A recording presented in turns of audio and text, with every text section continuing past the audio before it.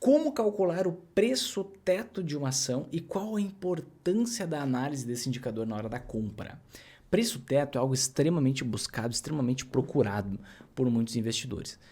E o preço teto, na minha visão, ele é uma simplificação apressada, né? Porque quem que ensinou essa estratégia do preço teto? A estratégia do preço teto foi ensinada pelo Décio Bazin, tá? Décio Bazin é uma das referências, tem um livro, Faça Fortuna com Ações, onde ele explica essa estratégia. O que ele fazia lá décadas atrás, quando a gente vivia numa troca de moedas e assim por diante? Ele pegava os dividendos pagos por uma empresa, tá? Por exemplo, nos últimos 5 anos, dolarizava esse dividendo, porque como a nossa moeda era muito instável, ele pegava esses valores em dólar, né? Então, dolarizava, tá? O valor de dividendos pagos pelas empresas, tirava uma média e aí ele tinha uma regra lá. Eu quero receber pelo menos 6% ao ano de dividendos dolarizando esses dividendos, né? Então eu vou fazer uma conta, vamos voltar para a calculadora aqui.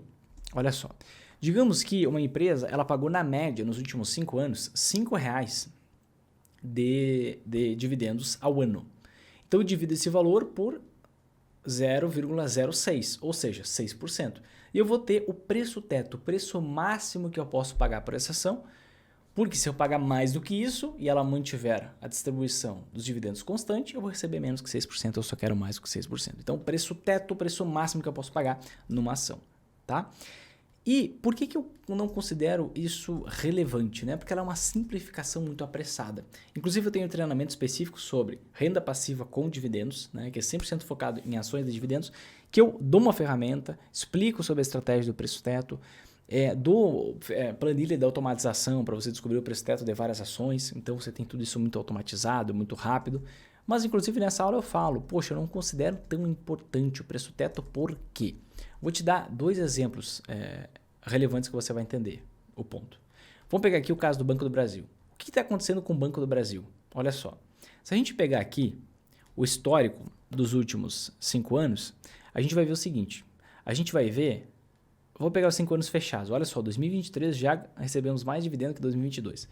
Se eu pegar 2022, R$ 4,17, 2021, R$ 2,26, 2020, R$ 1,47, 2018, R$ 1,51.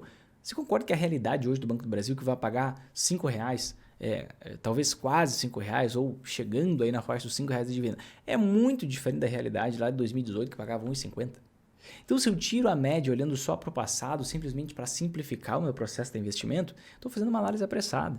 Porque eu vou pegar aqui uma média entre 1,50 e 5, aproximadamente, passando por essas oscilações, vai me dar, por exemplo, ali uma média de 3,50. Então, dividendos pagos 3,50 pelo Banco do Brasil. Nesse caso, qual que seria o preço teto? Vamos fazer a conta aqui, né? 3,5 dividido, digamos, por 0,06. O máximo que eu posso pagar é R$ 58,00. Então, você já olha o preço hoje, você já vê, opa, hoje está 50, então talvez faça sentido. Mas você tira a sua própria conclusão. Eu tenho desde os 25. E aí, deixa eu voltar aqui para os dividendos. Então, você percebe que o banco está melhorando, está expandindo o lucro absurdamente. Vamos lá para a dinâmica do lucro. Olha só.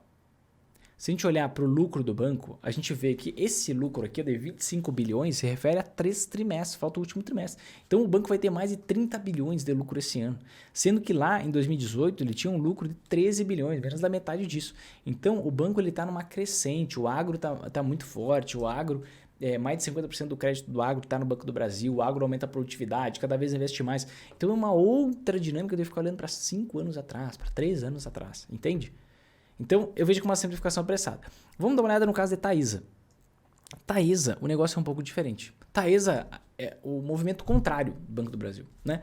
A gente viu o volume de dividendos crescendo da Taesa e agora vai decrescer. Por quê? Porque a empresa avisou que vai decrescer. Porque mudou essa história. Por quê? Porque ela também é uma empresa de transmissão de energia e ela está fazendo novos investimentos em concessões. Então, ela vai distribuir, segundo o que ela mesma informou, o que ela projeta, o que ela tem em mente, é que ela vai distribuir cerca de 50% do lucro via dividendos, sendo que, na média, nos últimos 5 anos, ela pagava cerca de 70%. Então, uma empresa que não adianta eu olhar para os dividendos passados para eu querer saber o preço teto, porque ela avisou que, neste momento, vai reduzir o volume de dividendos distribuído, vai continuar bom, mas vai reduzir para participar dos leilões de concessão, né, de leilões de transmissão, para vencer as concessões, para ter uma renda por mais 30 anos, né? E conseguir alongar essas concessões que ela tem.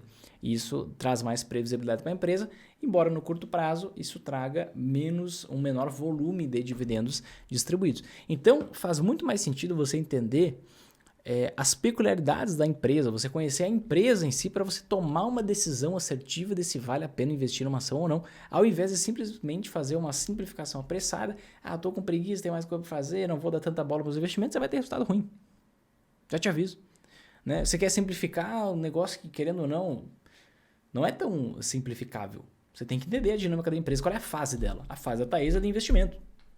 É de reduzir o volume de dividendos distribuídos. Não quer dizer que é ruim, é uma fase dela. A fase do Banco do Brasil, não, é de colher todos os ajustes que foram feitos nos anos anteriores.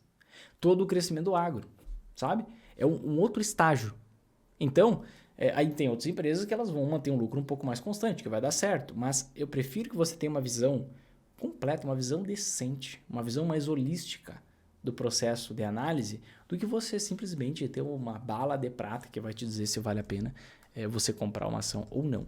Então, expliquei para você como calcular o preço teto de uma ação, tá? E claro, eu fiz aqui como exemplos, né, 13,50, e peguei o valor em reais, o Décio Bazin orienta em dólar, por conta da volatilidade, que hoje é muito menor, então você pode fazer em reais, não tem problema. Mas a importância desse indicador na análise, na minha análise, é zero.